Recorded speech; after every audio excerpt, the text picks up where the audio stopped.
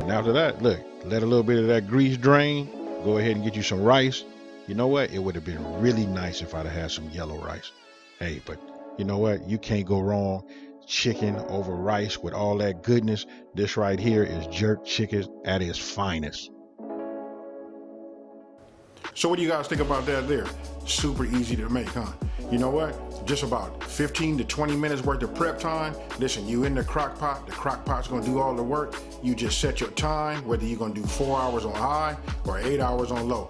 Either way, you go ahead and just put it in there, and you're talking about just like a refreshing, you know, like a tropical, you know, chicken. This right here is it right here. Listen, the whole family, including yourself, you're gonna love it.